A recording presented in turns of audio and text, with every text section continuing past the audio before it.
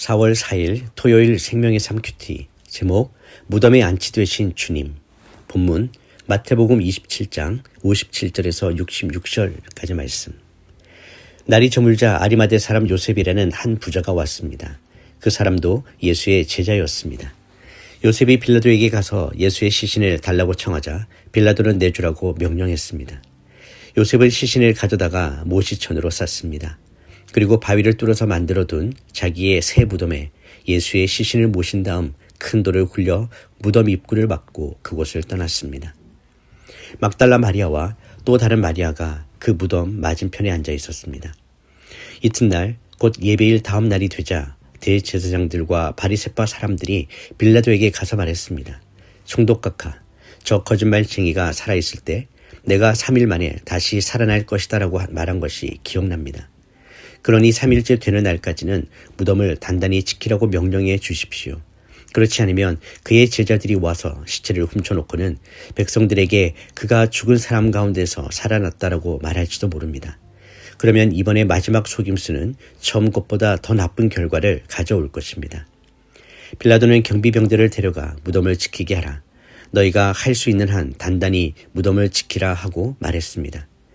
그리고 그들은 가서 돌을 봉인하고 경비병들을 세워 무덤을 단단히 지키게 했습니다. 본문 요약입니다. 저물었을 때에 아리마대 부자 요셉이 빌라도에게 예수의 시신을 청하여 깨끗한 세마포로 싸서 자기의 새 무덤에 안치합니다. 한편 대제사장들과 바리새인들은 예수님이 살아생전하셨던 사흘 후에 살아날 것이라는 말씀을 기억하고 제자들이 시신을 훔쳐갈까 두려워합니다. 그들은 빌라도의 허락을 받아 무덤을 단단히 봉인하고 바수꾼을 세워 삼엄하게 경비합니다. 첫 번째 묵상입니다. 위기의 순간에 드러난 헌신입니다. 예수님의 제자들조차 흩어진 두려운 상황에서 아리마대 요셉은 당당히 빌라도 앞에 나아가 예수의 시신을 요구합니다. 그는 자신의 새 무덤을 내어드림으로써 죽으신 주님께 최고의 예우를 갖춥니다. 그동안에 드러나지 않았던 그의 신앙이 가장 어둡고 위험한 순간에 빛을 발한 것입니다. 진정한 제자도는 평안할 때보다 모두가 떠나가는 고난의 때에 그 진가가 드러납니다. 우리는 평소 자신의 신앙을 감추고 있지 않습니까? 혹은 남들이 알아주는 영광의 자리에만 머물러 하지는 않습니까? 아리마대 요셉은 자신의 사회적 지위와 안정을 잃을 수도 있는 위험을 무릅쓰고 죽은 자를 위한 헌신을 택했습니다. 주님을 향한 그의 사랑은 계산된 것이 아니었으며 가장 비참하게 끝난 것처럼 보이는 순간에 가장 고귀한 예우로 주님을 대접했습니다. 이러한 헌신은 아무도 돌보지 않는 주님의 흔적을 소중히 여기는 마음에서 나옵니다.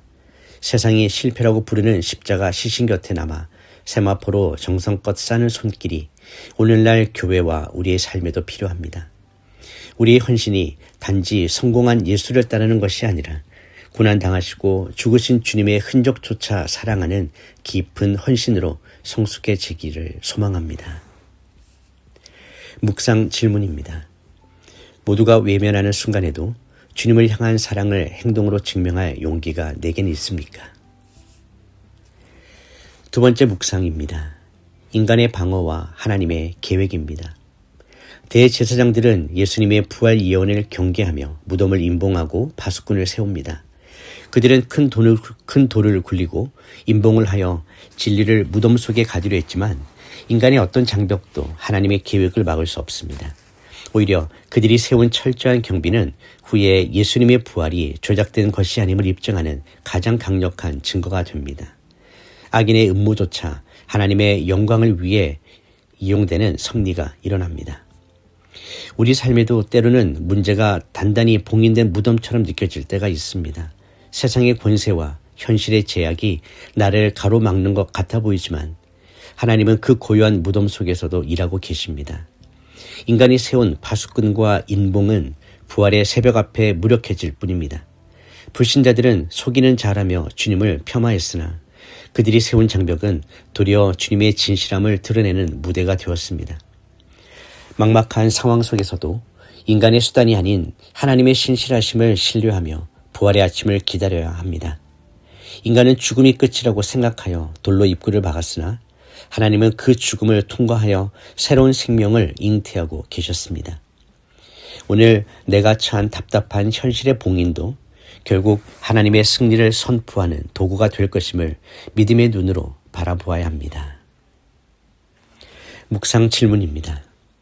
내 앞을 가로막고 있는 세상의 봉인 앞에서 낙담하고 있습니까? 아니면 이를 깨뜨리실 하나님을 기대하고 있습니까? 4월 4일 한 줄 묵상 요약입니다. 무덤을 봉인하는 인간의 불신 속에서도 주님의 약속은 부활을 향해 묵묵히 흐릅니다. 기도하겠습니다.